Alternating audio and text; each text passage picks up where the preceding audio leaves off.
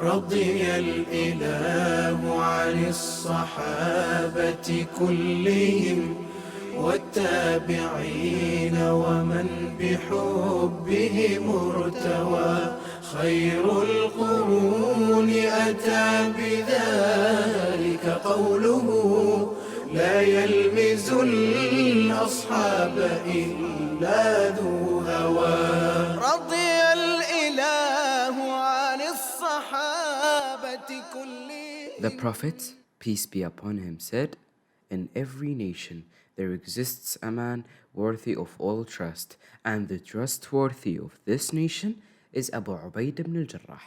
Abu Ubaidah bin Al-Jarrah had a bright face. His appearance was striking, slim and tall, and he had a sparse beard. It was pleasing to look at him and refreshing to meet him.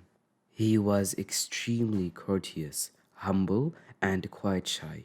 Yet, in a tough situation, he would become strikingly serious and alert. He resembles that beauty in the sword, with its sharpness and power. That is who is the trustworthy of the Muslim nation, Amr ibn Abdullah ibn al-Jarrah al-Fahri al-Qurayshi, named Abu Ubaidah. Abdullah ibn Umar once said about him, "Three persons in the tribe of Quraysh were most prominent, had the best character, and were the most modest. If they spoke to you, they would not deceive you, and if you spoke to them, they would not accuse you of lying. Abu Bakr as-Siddiq, Uthman ibn Affan, and Abu Ubaidah ibn al-Jarrah." Abu Ubaidah was among third to accept the way Islam. He embraced Islam a day after Abu Bakr, and it was throughout Abu Bakr himself. Abu Bakr invited Abu Ubaidah, Abdurrahman ibn Auf, Uthman ibn Mathun, and Al-Arqam ibn Abi al-Arqam to the Prophet, peace be upon him, where they accepted Islam and say the Shahada. Therefore, they were the pillars upon which the spirit of Islam message was based on. Abu Ubaidah lived a tough experience in Mecca with Muslims during the early days of Islam. He suffered, along other early Muslims, from oppression, pain, and sadness that no other followers of religion did. Therefore, he had a strong faith and believed Allah and the Prophet in every situation that he faced.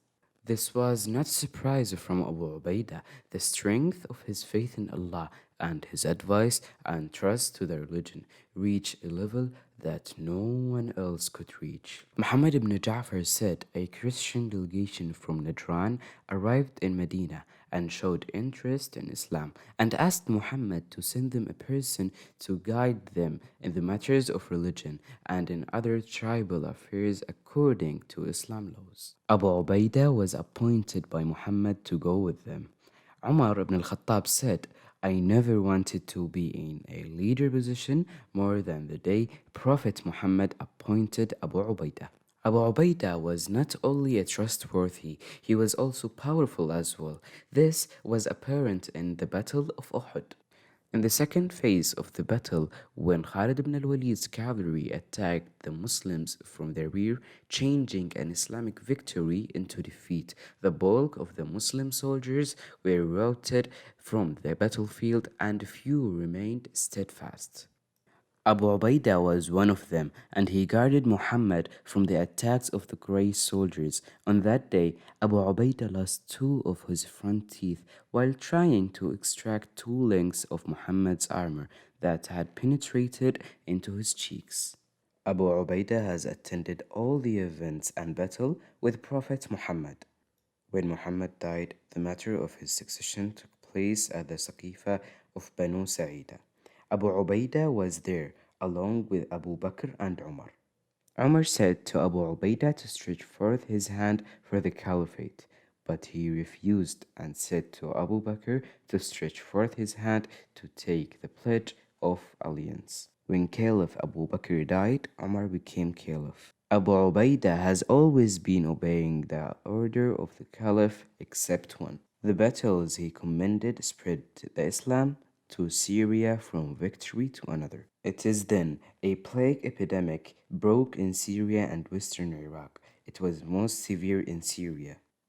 When the news of plague broke, Umar had been on his way for a tour of Syria, but he returned from the Syrian border as advised by his companions. Abu Ubaidah met him there and said, "O Umar, do you run from Allah's will?" Umar was shocked by this and said in sorrow, "If only someone else would have said this other than you, Abu Ubaidah," and then said, "Yes, I am running from Allah's will, but to Allah's will." Umar returned from Syria because Muhammad once instructed that one should not enter the place where an epidemic is unless it is safe. So Abu Ubaidah returned to his army at Emesa. It was then that a plague hit the land of Syria, the like of which people had never experienced before. It devastated the population. As Caliph Omar wanted to make Abu Ubaidah his successor, he did not want him to remain there in the epidemic region. Omar dispatched a messenger to Abu Ubaidah with a letter saying, "I am in urgent need of you. If my letter reaches you at night, I strongly urge you to leave before dawn. If this letter reaches you during the day, I strongly urge you to leave before evening and hasten to me." When Abu Ubaidah received Umar's letter, he said, "I know why Umar needs me. He wants to secure the survival of someone who, however, it's not eternal." So he wrote to Umar, "I know that you need me, but I am in an army of Muslims and I have no desire to save myself from what is afflicting them. I do not want to separate from them until God wills. So, when this letter reaches you, release me from your command and permit me to stay on." When Caliph Omar read this letter, tears filled his eyes, and those who were with him asked, "Has Abu Ubaidah died?" He replied, "No, but death is near to him." Caliph Omar sent another messenger to him, saying that if you are not coming back, at least move to any highland with a less humid environment, and Abu Ubaidah moved to Jabiya. As death hung over Abu Ubaidah, he spoke to his army. "Let me give you some advice which will cause you to be on the path of godness always. Establish prayer, fast the month of Ramadan, give sadaqah, perform the Hajj and Umrah, remain united and support one another. Be sincere to your commanders and do not conceal anything from them. Do not let the world destroy you.